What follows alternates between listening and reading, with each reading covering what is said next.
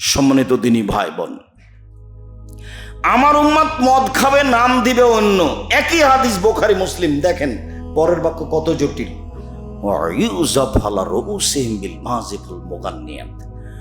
ওই সময়তে এমপি মন্ত্রী নেতাদের, ইন্ডাস্ট্রিজের মালিকদের, বিত্তশালীদের সম্মান করা হবে গায়িকা ও বাদ্যযন্ত্র দিয়ে। বোঝা যায়নি কথা? নেতাদের, বড় বড় বিত্তশালীদের সম্মান করা হবে বেটি ছেলে মহিলা দিয়ে, গায়িকা দিয়ে আর বাদ্যযন্ত্র দিয়ে। হাদিস বুখারী মুসলিম। আমি অনুবাদক। আপনি কেন দেখেন না যাওয়ার সময় একটা বই নেন, উপদেশ। এটা তো বেরাত, মানে আমি আপনার বাড়ির সদস্য বললেই চলে। বই তো আমার সাথেই থাকে।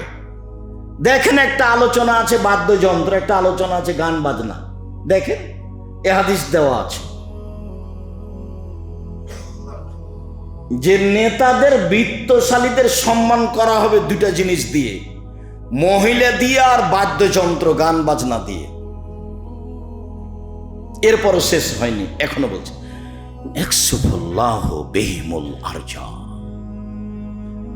এরা মাটিতে ধসে যাবে, এদের উপরে ভূমিকম্প হবে।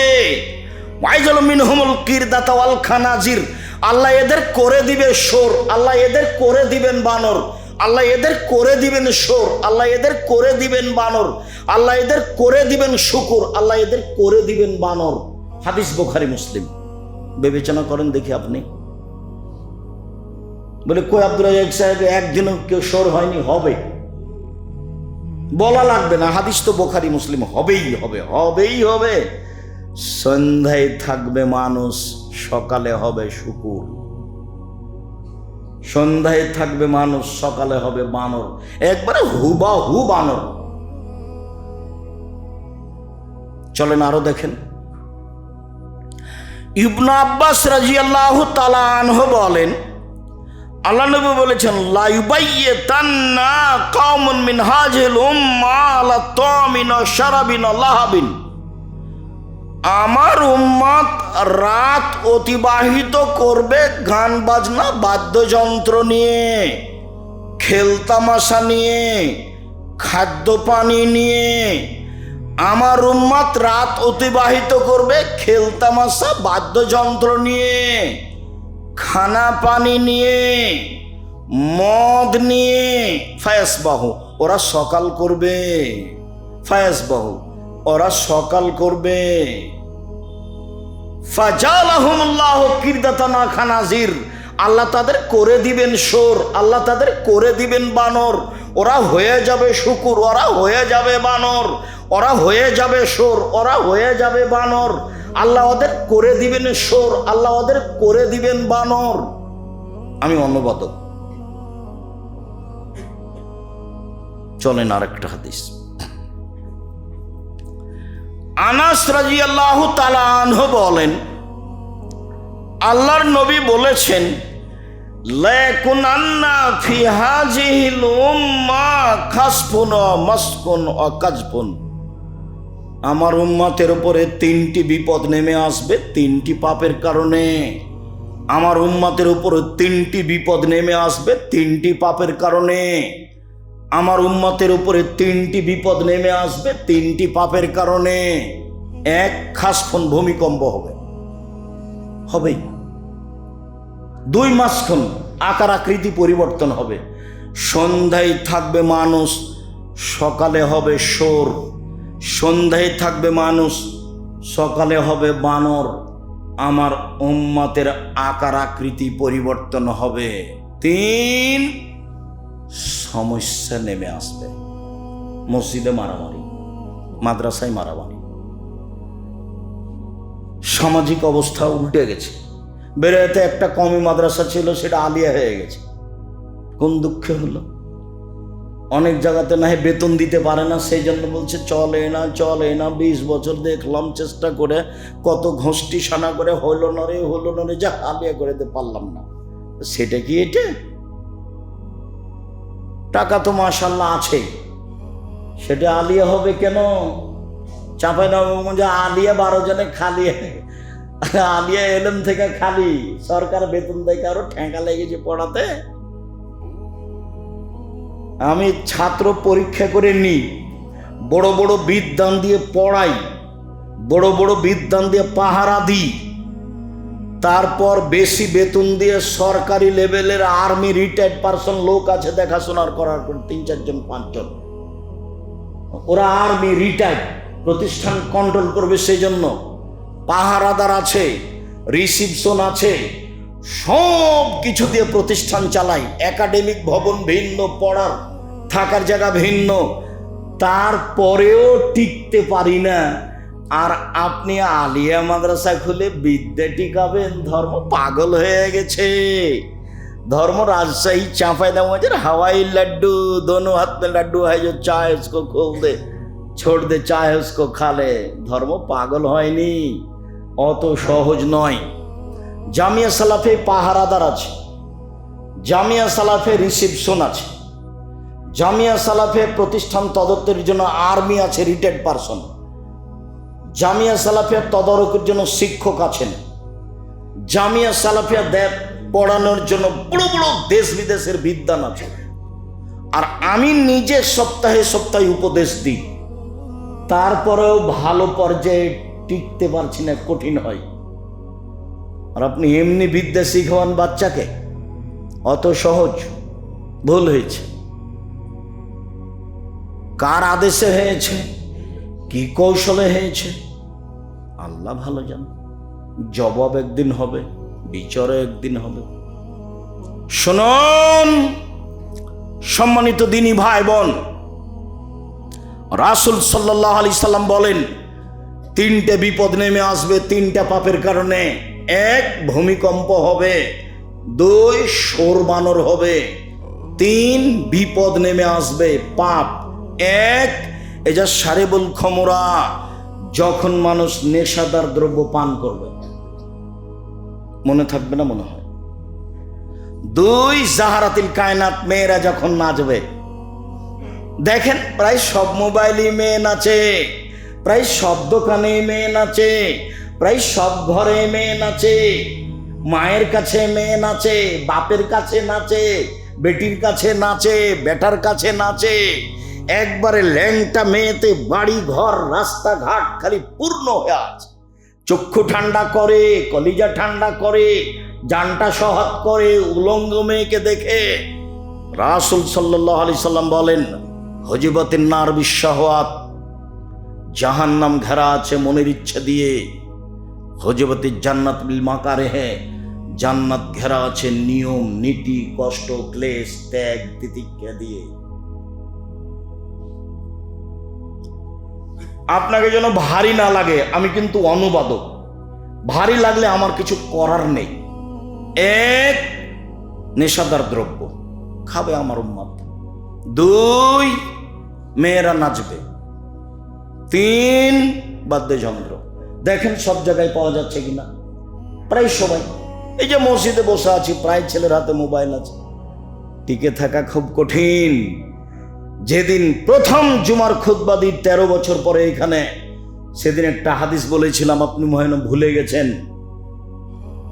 যখন আল্লাহ ইবলিসকে বললেন, ইবলিস তুই আদমকে মেনে নে, তো ইবলিস বলল, আরে আদম মাটির তৈরি আর আমি আগুনের তৈরি, তাকে মেনে নিব মানে? তা আল্লাহ বলছেন সর সর সর, সরে যা। যখন ইবলিস দেখলো যে তাহলে তো আমি রহমত থেকে বঞ্চিত হয়ে গেলাম, তখন বলছে, আল্লাহ আমার একটা কথা শোনেন। কি কথা? আমাকে বাঁচার সুযোগ দেন, এলা ইয়াউমে ইউবাসুন, বিচারের দিন পর্যন্ত, কিয়ামত পর্যন্ত আমাকে বাঁচার সুযোগ দেন। তখন আল্লাহ বলছেন, ঠিক আছে, এলা ওয়াক্তিম মালুম, একটা সময় পর্যন্ত দিলাম। হুবাহু আল্লাহ ইবলিসের ভাষাটা নকল করলেন না, তো দিলেন।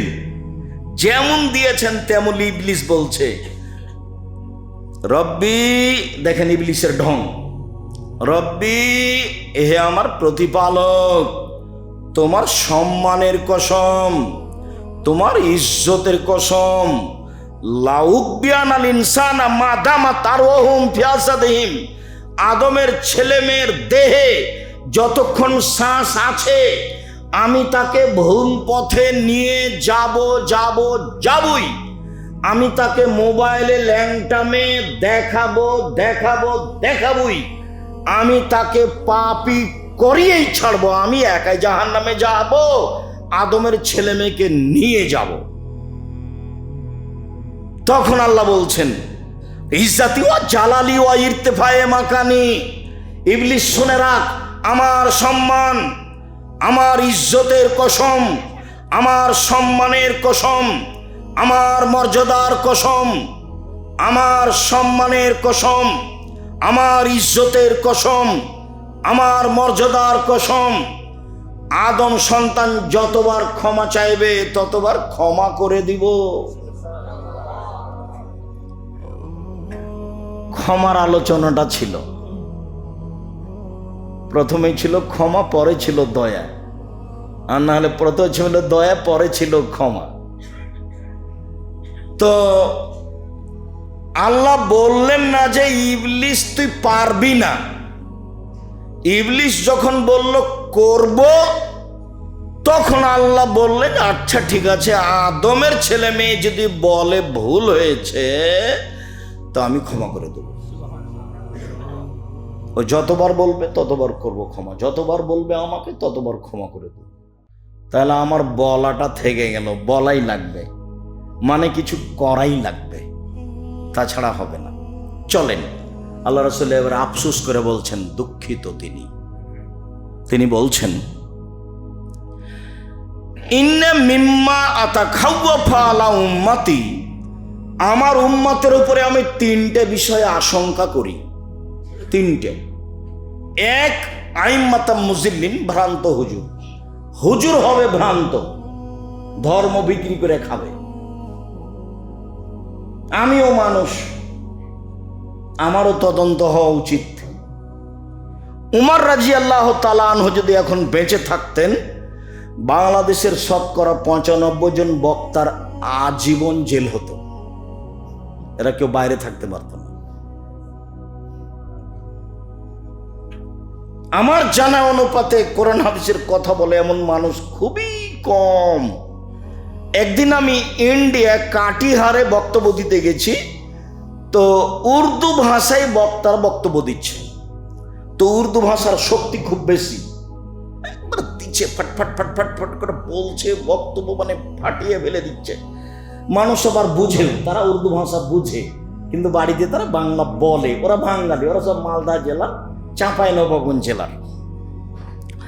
তা আমি এখন 11টার সময় মাঠে গেছি বক্তব্যের মঞ্চে, গিয়ে সালাম দিয়ে একটু পরে বলছে, আচ্ছা ভাইজান, আমি সন্ধ্যে 7টায় এসেছি এখানে, দিয়ে কান লাগিয়ে আছি, দেখি বক্তা কি বলে।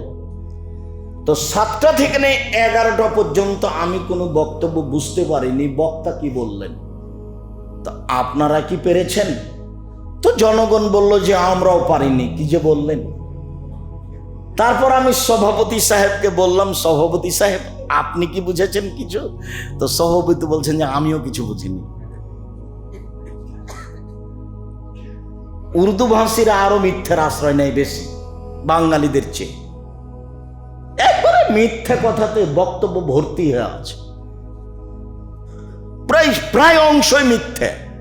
যেমন আপনাদেরকে আমি 30 বছর থেকে দেখিয়ে আসছি, 90 সাল তো 34 বছর নাকি, 34 বছর দেখো স্যার, ওরে দোয়া কাটবেন কোরআন, মানুষের বানানো দোয়া কোরআন মাজিদের গায়ে লিখে দিয়েছে।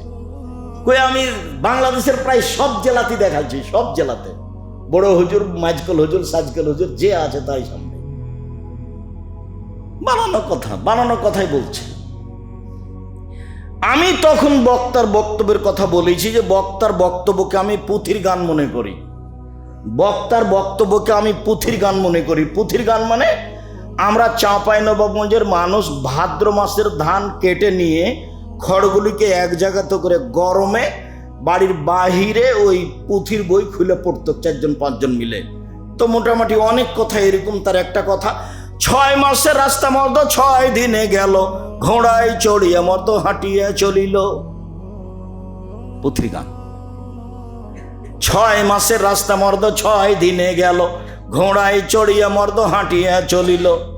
ফাতেমা কান্দিয়া কয়, আজ বুঝি হুসাইন কারবালাতে শহীদ হয়। ফাতেমা কান্দিয়া কয়, আজ বুঝি হুসাইন কারবালাতে শহীদ হয়। হুসাইন যেদিন কারবালার মাটিতে, ইরাকের মাটিতে কারবালার মাঠে শহীদ হন, তার 49 বছর আগে ফাতেমা মারা গেছে। 49 বছর আগে। কি করে ফাতেমা কেঁদে বলতে পারেন এ কথা? তো হুজুরের বক্তব্যকে আমি পুঁথির গানের বক্তব্য মতো মনে করেছি। আর আপনাকে তো বলেছি কয়েকদিনই, এদেশে একটা বই আছে মুকসেদুল মুমিনিন। মুকসেদুল মুমিনিন বই একটা হেডলাইন আছে, অবিবাহিত ছেলেমেয়ের পড়া নিষেধ। তো যে দেখে সেই পড়ে, যে দেখে সেই পড়ে, কি আছে লেখা। তো আমিও পড়ে দেখেছি, তবে তখন আমি বিভাগ করেছি। আমি যখন পড়ে দেখি তখন আমি অবিবাহিত ছিলাম না, আমি বিভাগ করেছি, তখন পড়ে দেখেছি। হেডলাইন হলো অবিবাহিত ছেলেমেয়ের পড়া নিষেধ। এখন কি আছে লেখা? লেখা এভাবে আছে, সফরের পূর্বে স্ত্রী মিলন হলে ছেলে ভ্যাংচা হয়, ভরা পেটে স্ত্রী মিলন হলে ছেলে টেরা হয়, চন্দ্র সূর্য গ্রহণের সময় স্ত্রী মিলন হলে ছেলে কানা হয়। আল্লাহর হস্তে পুরো আলোচনা মিথ্যে এবং সরাসরি কোরআন মাজিদের বিপরীত। কোরআন মাজিদে আল্লাহ তাআলা বলছেন, নিসাউকুম হারসুল লাকুম ফাতু হারসাকুম আন্না শিতুম। পৃথিবীর মানুষ তোমাদের স্ত্রী, তোমাদের জমি। পৃথিবীর মানুষ তোমাদের স্ত্রী, তোমাদের ক্ষেত। পৃথিবীর মানুষ তোমাদের স্ত্রী, তোমাদের জমি। পৃথিবীর মানুষ তোমাদের স্ত্রী, তোমাদের ক্ষেত। তোমরা তোমাদের জমি খেতে আসো তোমাদের ইচ্ছা মতো, সকালেই কি, বিকালেই কি, দুপুরেই কি, ভরা পেটেই কি, সফরের পূর্বেই কি, চন্দ্রগ্রহণ লাগলেই কি আর না লাগলেই কি। অথচ এভাবে লেখা আছে। কলম বক্তব্য প্রায় অংশেই মিথ্যা।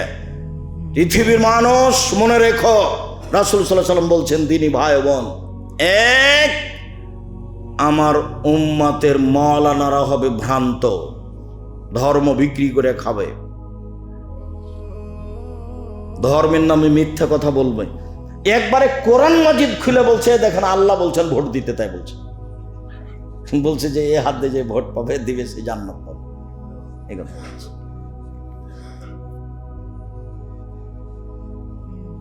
আর কেউ বলছে কোরআন মাজিদ, এ দেখেন আল্লাহ মিলাদ করতে বলেছেন, মিলাদ আল্লাহ, কোরআন মাজিদ খুলে বলছে। ওলামাদের অবস্থা, আল্লাহর নবী বলছেন আমার উম্মতের, আমার আশঙ্কা, তিনি আশঙ্কা করে বলছেন, আমার জীবনে আমি আশঙ্কা করে গেলাম, এক, ভ্রান্ত আলেম, দুই, অসাত্তাবদ কাবাইলুন উম্মতি আলা ওসানা, আমার উম্মত মূর্তি পূজা করবে, আমার উম্মত মূর্তি পূজা করবে। আমার উম্মতের বাড়িতে শোকেজে কাঁকড়া থাকবে, আপনার ছবি মূর্তি থাকবে, পুতিনের হাতে পুতুল থাকবে, নাতিনের হাতে। নাতিনের জন্য নানা পুতুল কিনে নিয়ে এসেছে, পুতুল সাদ করে নানি নাতনির জন্য পুতুল কিনে নিয়ে এসেছে। ঢাকা শহরে এক এমপির পাশে আমি বসে আছি, বসতে গেছি, তো আমি বলছি ভাইজান ছবি মূর্তি একটু নামাতে হবে দয়া করে। তো উনি বলছেন যে আমি খাঁটি আহলে হাদিস। আমি বললাম যে পাশে বাঘ রেখে খাঁটি আহলে হাদিস হওয়া যায়? আর বেলায়েতের এক চেয়ারম্যানের বাসায় আমি বসিনি। আমি বললেন যতক্ষণ পর্যন্ত ছবি মূর্তি না সরানো হবে ততক্ষণ পর্যন্ত আমি আপনার বাড়িতে আসবো না, বসবো না। ঘর খালি করে পরে আমাকে ডেকেছিলেন যে ঠিক আছে, যেদিন ঘর খালি হবে সেদিন আপনাকে ডাকবো। ঘর খালি করে ডেকেছিলেন। আমি নিজে রংপুরে এক শহরে প্রোগ্রামে গেছি, এক মৌলানা, নাম বলছিলেন, চিনতে পারবেন, বসে আছেন এক ঘরে, বড় ঘর, চতুর্দিকে ছবি মূর্তি লাগানো আছে। এই বলছি আসসালামু আলাইকুম, ইন্না লিল্লাহি ওয়া ইন্না ইলাইহি। আপনি এখানে বসে আছেন ভাইজান এই রুমে? তা আমাকে হাসছে, বলছে আরে আপনি মুহাদ্দিস মানুষ। এই কথা বলতে আমার অন্তরটা খুব কষ্ট পেল। তখন আমার পাশে ছিল, এই ছেলে চলো দেখো তো বেঞ্চ আছে, রিক্সা আছে কিনা, আমি এখনই ফিরে যাবো রাজশাহী। এখন আমি হাঁটতে লাগলাম, পিছনে পিছনে ওরা দৌড়াতে লাগলো, দৌড়াতে দৌড়াতে অন্য জায়গাতে গিয়ে রাখলো। চলেন নোয়াখালীর কথা বলি। নোয়াখালীতে এক মাওলানা ঘরে বসে আছেন। আমি দরজায় ঢুকতেই সামনে ভেন্টিলেটর, বুঝেন আপনারা ভেন্টিলেটর বুঝেন, যে উপরের গুলো, তো সবগুলো বাইয়ের ঘোড়া দেওয়া আছে, ঘোড়ার ছবি, সবগুলো ঘোড়া। দরজায় দাঁড়িয়ে গেছি, ভাইজান আমি তো এই ঘরে বসতে পারবো না। কেন? এই যে ছবি মূর্তি, কি করতে হবে? সব ভেঙে দিতে হবে। ঠিক আছে, এই যে চেয়ারে বাইরে বসেন, আমি সব ভেঙে দিচ্ছি। সব ভেঙে ফেলে আমাকে ভিতরে নিয়ে গেলেন। তারপরে প্রমাণে হাদিস আছে, দেখেন বুখারী মুসলিমের হাদিস, বইয়ের নাম উপদেশ আর আলোচনার নাম ছবি মূর্তি। দেখেন জিবরাইল আসেননি ছবি মূর্তির কারণে, আল্লাহ নবী ঢুকেননি ছবি মূর্তির কারণে, উমর রাদিয়াল্লাহু তাআলা ঢুকেননি ছবি মূর্তির কারণে। বগুড়াতে বাড়িতে ঢুকতে যে চেয়ারে যে খাটে শুইতে দিয়েছে, দেখি সেই খাটের হাতে আছে ময়ূর, যে আগে ময়ূর কাটতে হবে তারপরে, নইলে আমি চলে যাব, যে গাড়িতে এসেছি সেই গাড়িতেই চলে যাব। আমি এখন বাইরে দাঁড়িয়ে আছি, দা নিয়ে এসে একবারে কোপ দিয়ে কেটে ফেলে আমাকে বসতে দিয়েছে। বলছে ওই খাট ভেঙে ফেলে দেবো, কেটে ফেলে দেবো, আপনি আগে বসবেন, আপনি আমার সম্মানী মেহমান। এরকম 5টা খাটের আসে যায় না আমার কাছে। আমি আপনার ভালোবাসাকে শুকরিয়া, জাযাকাল্লাহ খাইর, আপনার ভালোবাসার উপরে আমি আগ্রহী, জাযাকুমুল্লাহ খাইর। আল্লাহ নবী বলছেন, দেখেন আমার উম্মত হিন্দুদের সাথে মিশে যাবে। মূর্তি পূজা, মূর্তি কাদের বাড়িতে থাকে? হিন্দুর বাড়িতে থাকে। গান বাজনা কারা আগে করত? হিন্দু। পরের বাক্য,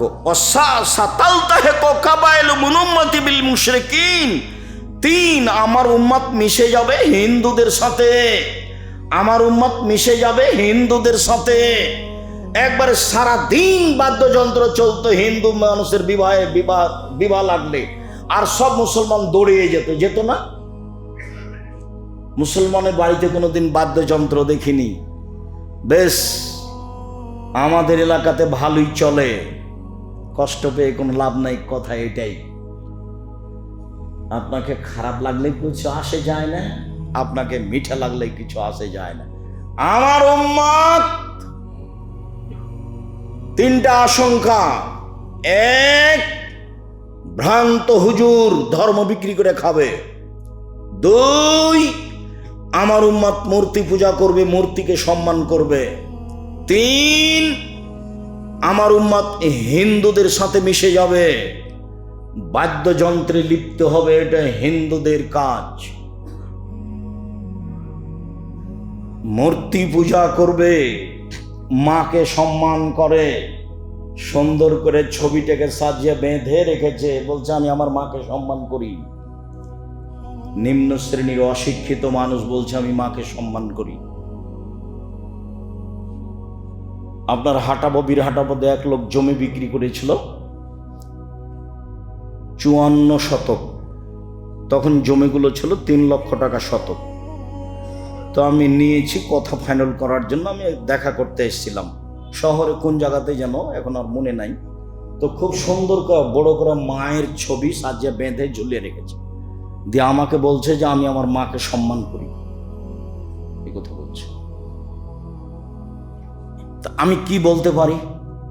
আমি প্রথমে বললাম ভাইজান ছবিটা একটু নামিয়ে রাখতে হবে, আর না হলে জায়গা ভিন্ন করতে হবে। তো উনি জায়গা ভিন্ন করলেন, তারপর মায়ের গল্প আমাকে শোনালেন।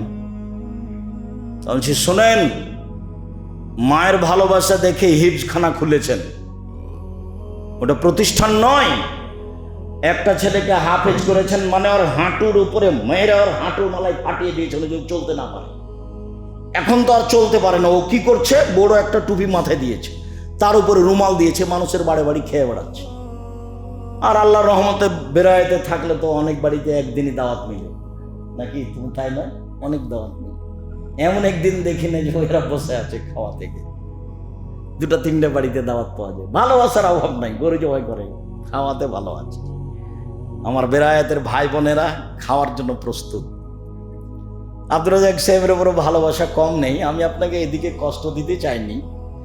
আপনি খাওয়ার ব্যবস্থা করেন, সেটা ভালো, যদিচ অতিরিক্ত প্রয়োজন নেই। তবু মাথায় টুপি দিয়ে উপরে রুমাল দিয়ে বাড়ি বাড়ি দাওয়াত খেতে হবে, এর নাম হাফেজ। এই জন্য কোরআন আসেনি, ভুল হিসাব। প্রেক্ষাপট পরিবর্তন করতে হবে, তার জন্য কোরআন। প্রেক্ষাপট কি করতে হবে? পরিবর্তন করতে হবে, তার নাম কোরআন। জাতির যদি রাস্তাঘাট করে দিতে না পারি, জাতির যদি স্কুল কলেজ করে দিতে না পারি, জাতিকে চূড়ান্ত সঠিক ধর্ম দিতে পারবো ইনশাআল্লাহ। ধর্মের ব্যাপারে জাতিকে ফাঁকি দিয়ে পরকাল হারাতে রাজি নই, মনে রাখবেন ভালোভাবে।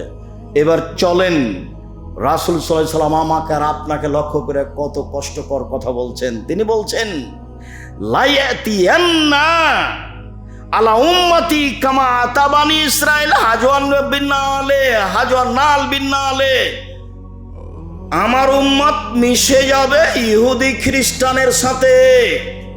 ডান হাতের বিঘত যেমন বাম হাতের সমান, আমার উম্মত মিশে যাবে ইহুদি খ্রিস্টানের সাথে। ডান পায়ের জুতা যেমন বাম পায়ের সমান, সমান সমান মিলে যাবে কৃষ্টি কালচারে, পোশাক আশাকে, খাতা কলমে, গাড়ি বাড়িতে, চলাফেরাতে, স্কুল কলেজে, খাওয়াতে পান করাতে, সব কিছুতেই মিলে যাবে আমার উম্মত ইহুদি খ্রিস্টানের সাথে। ডান হাতের বিঘত যেমন বাম হাতের সমান, সমান সমান মিলে যাবে। ডান পায়ের জুতা যেমন বাম পায়ের সমান, আমার উম্মত ইহুদি খ্রিস্টানের সাথে মিশে যাবে। এখন দেখেন আগুন ফোটাচ্ছে, পটকা ফোটাচ্ছে এইখানে মুসলমানের ছেলে। আপনি দেখেন মাথার চুল, ওপরে চুল আছে, চতুর্দিক চাঁচা আছে, আপনার ছেলে। দেখেন আপনার ছেলের একটা গেঞ্জি আছে, নিচের পিছন দিকে 10 লেখা আছে, ওটা দেখতেই দেখতেই সলাৎ শেষ। দেখেন আপনার মেয়ে পায়জামা পরে আছে, স্কিন পায়জামা। বাপ হজ করে, উমরা করে, বাপও সাথে আছে, গেঞ্জি গায়ে দিয়ে আছে। দেখেন স্কুলের অবস্থা, মেয়েরা স্কুলে যাচ্ছে এক পোশাকে। বুঝাতে পারিনি, আবার বুঝেন। লায়াতিয়ান্না উম্মতি কামা আতা বানি ইসরাইল হাজওয়ান নালে বিন্নালে। আমার উম্মত মিশে যাবে ইহুদি খ্রিস্টানের সাথে। ডান পায়ের জুতা যেমন বাম পায়ের সমান, সমান সমান মিলে যাবে। এই বলেও থামলেন না, এবার ভাষাগতভাবে নিচে নামতে লাগলেন। নিচে নামতে নামতে নামতে বলছেন যে ইহুদি খ্রিস্টান যদি খোলা মাঠে মায়ের সাথে জেনা করে থাকে, আমার উম্মতও জেনা করবে মায়ের সাথে। নেন এবার হাদিস তো সহি।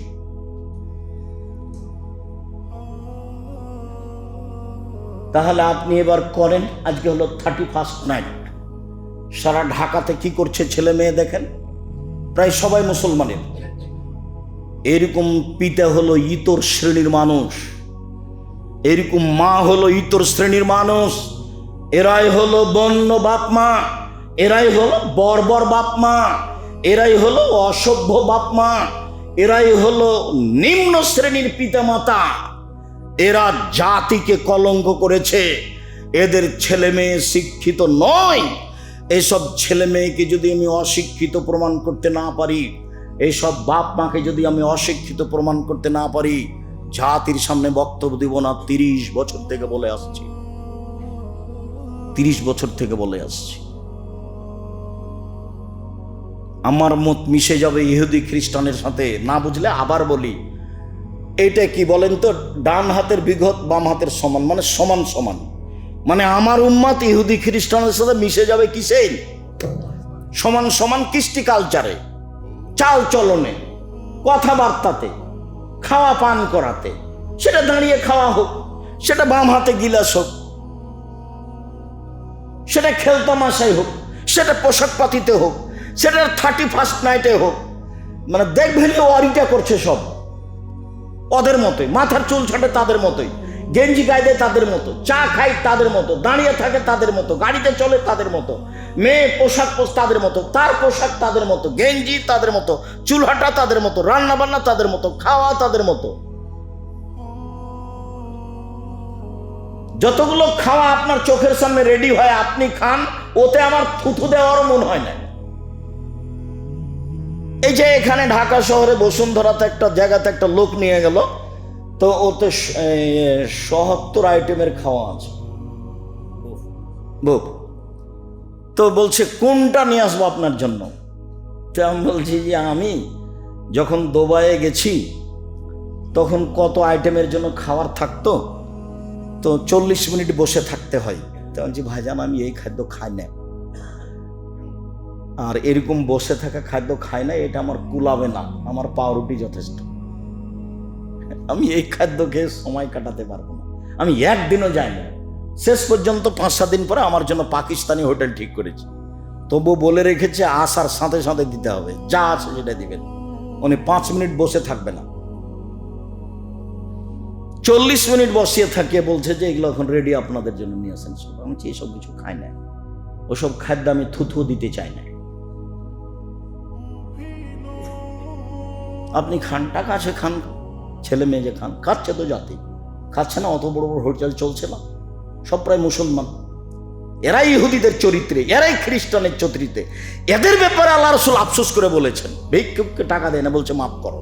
ভিক্ষুককে কি বলে? মাফ করো বলে। ভিক্ষুককে টাকা দেয় না, ভিক্ষুক বাড়িতে যেতেও পারে না, 7টা দরজা আছে, ভিতরে কোথায় থাকে বউ তার কোনো হিসাব নাই। সব নিয়ম নীতি ইহুদি খ্রিস্টানদের সাথে। আমি যদি বুঝাতে না পারি আমি অক্ষম, তাই আমি বুঝাতে পারি না।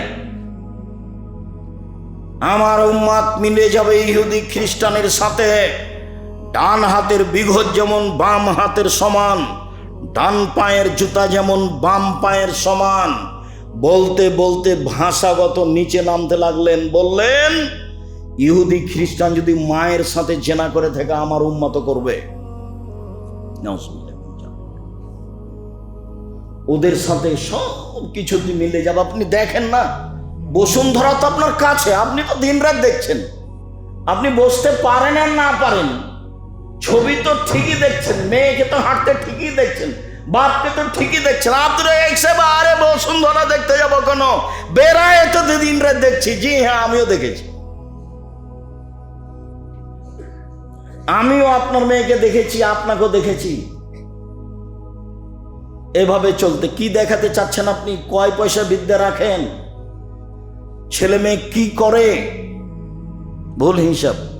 আপনাকে আমি কষ্ট দিতে চাইনি, ফিরে আসতে হবে, ফিরে আসতেই হবে। রাসূল সাল্লাল্লাহু আলাইহি সাল্লাম বলেন, ইন্না মিম্মা আখাফা আলা উম্মতি, পৃথিবীর মনে রেখো আমি আশঙ্কা করি আমার উম্মতের আজ-জিনা, জেনার 2, আশ-শাহওয়াতুল খাফিয়া, গোপন পাপের।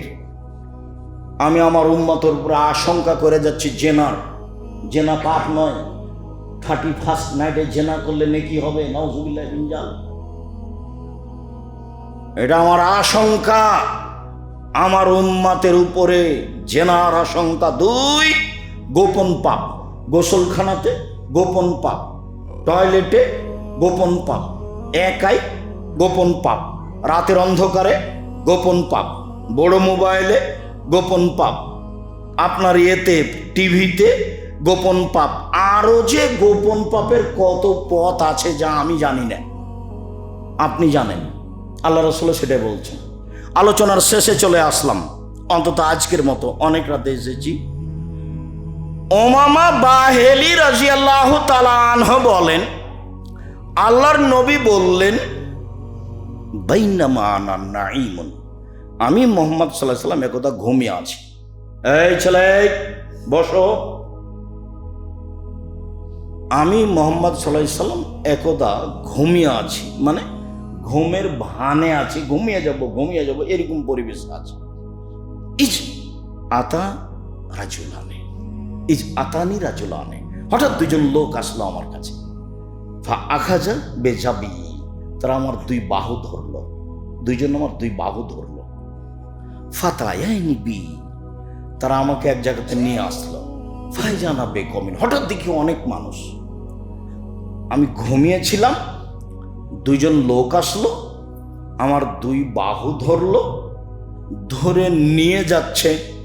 হঠাৎ দেখি অনেক মানুষ। আসাদ সাইনিনতে ফাঁকান, ফুলে ফেফে খালি মোটা মোটা উঁচু উঁচু হয়ে আছে। ও আন্তানা হরিহান, খুব দুর্গন্ধ।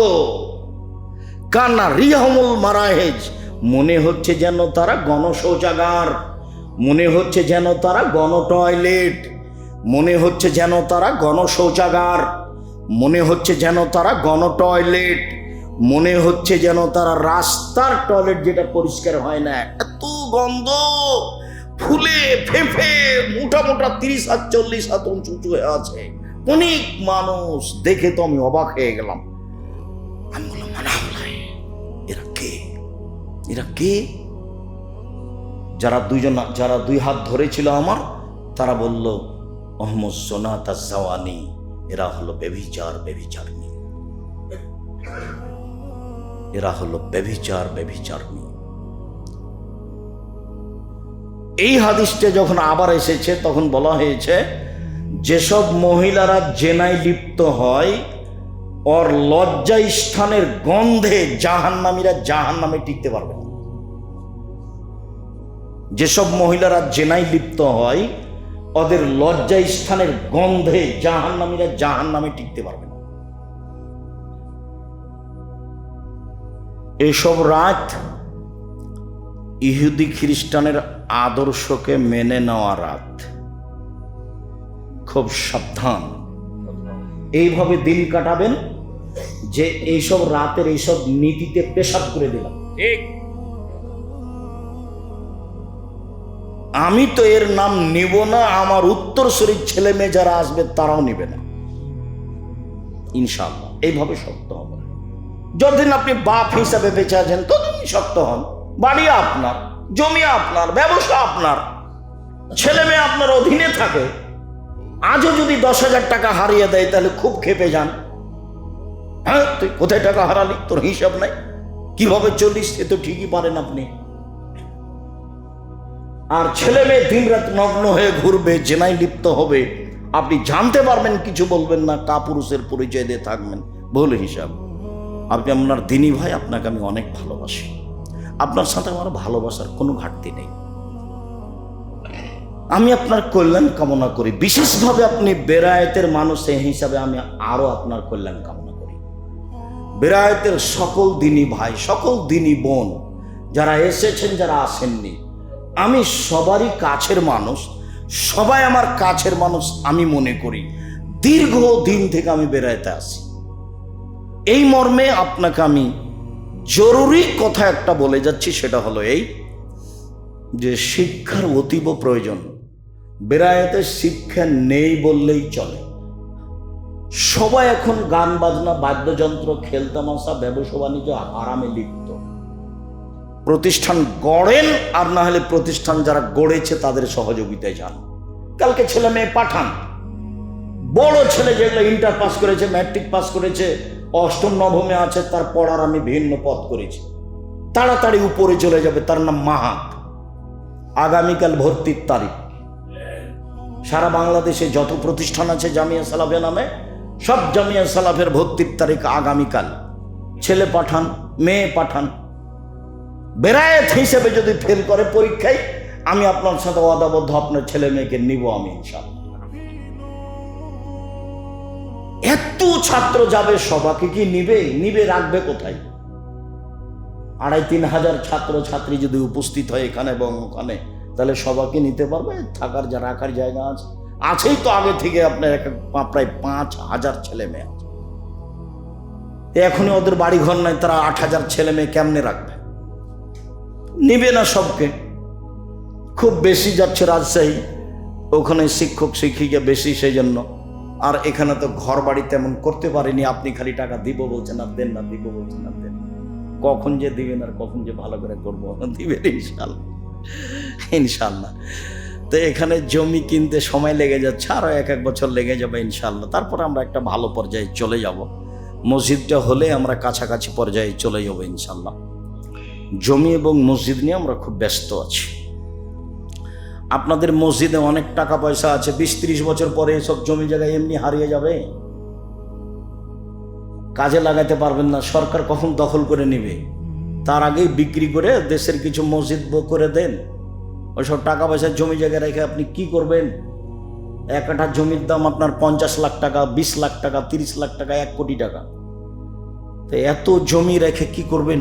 2-1 বিঘা রেখে সব বিক্রি করে দেন। বিক্রি করে দিয়ে আহলে হাদিসের যেগুলো জামিয়া সালাফিয়া থাক, ওটা লাগবে না।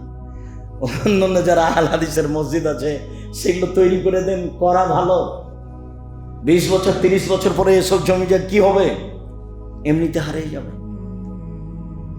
আর এই টাকা আপনি অন্য কাজে লাগাতে পারবেন না। মসজিদের টাকা মাদ্রাসায় নিয়ে যাওয়া যাবে না, মাদ্রাসার টাকা মসজিদে নিয়ে যাওয়া যায়। মানে মসজিদের টাকা সবচেয়ে উপরে, এটাকে নিচে নিয়ে যাওয়া যাবে না। কথা বুঝতে পারেননি? মসজিদের সম্পদ কোথায় খরচ করতে হবে? মসজিদেই করতে হবে, অন্য কোনো জায়গাতে খরচ করতে পারবেন না। মাদ্রাসাটা নিয়ে যেতে পারেন মসজিদে, কিন্তু মসজিদটা মাদ্রাসাতে নিয়ে যেতে পারবেন। সম্মানিত দিনী ভাই বোন, আপনি ছেলে মেয়েকে শিখিয়ে দেন, আর না হলে যারা প্রতিষ্ঠান খুলেছে তাদের সহযোগিতা করেন। আপনি আগামীকালকে ছেলে মেয়েকে পাঠান, ফেল করলে আমি জিম্মেদার। 1, 2, আপনি জামিয়া সালাফের জন্য দোয়া করবেন, আল্লাহ তুমি জামিয়া সালাফে কবুল করো। আমার মনে বড় সাধ, এ দেশের মাটিতে আমি উন্নত মানের প্রতিষ্ঠান করবই ইনশাআল্লাহ। যেখানে ছেলে মেয়ে বাংলা, ইংরেজি, আরবি উন্নত মানের শিক্ষা অর্জন করে জাতির অন্যায়ের বিরুদ্ধে লড়বে, মুখে কলমে মিডিয়ায় লড়বে ইনশাআল্লাহ। দেশের সর্ববৃহৎ প্রতিষ্ঠান জামিয়া সালাফিয়া আয়াতনে, দেশের সর্ববৃহৎ প্রতিষ্ঠান শিক্ষক সংখ্যায়, দেশের সর্ববৃহৎ প্রতিষ্ঠান শিক্ষা গুণে, শিক্ষা মানে, দেশের শিরক মুক্ত প্রতিষ্ঠান জামিয়া সালাফিয়া, দেশের বিদাত মুক্ত প্রতিষ্ঠান জামিয়া সালাফিয়া, দেশের হিংসা মুক্ত প্রতিষ্ঠান জামিয়া সালাফিয়া, দেশের দল মুক্ত প্রতিষ্ঠান জামিয়া সালাফিয়া, দেশের সংগঠন মুক্ত প্রতিষ্ঠান জামিয়া সালাফিয়া, দেশের ভিন্ন ধরনের ব্যতিক্রম প্রতিষ্ঠান জামিয়া সালাফিয়া। জামিয়া সালাফিয়া প্রায় 5,000 ছেলে মেয়ে বর্তমান পড়াশোনা করে, প্রায় 519 জন ইয়াতিম আছে। কতটি? 519 জন ইয়াতিম আছে। সর্ববৃহৎ প্রতিষ্ঠান। আপনি একটু দোয়া করবেন, বাকিটুকু আপনার আল্লাহর ইচ্ছে। এরপরে আপনারা আমার জন্য দোয়া করি, আল্লাহ আজকের এই রাতের মতো রাতকে যেন আমরা মূল্যায়ন না করি, এই তৌফিক তুমি দান করো। আমরা যেন চরিত্রগতভাবে ইহুদি খ্রিস্টানের সাথে মিশে না যাই, তুমি আমাদের রক্ষা করো। তারপরে কয়েকটা জিজ্ঞাসা আছে।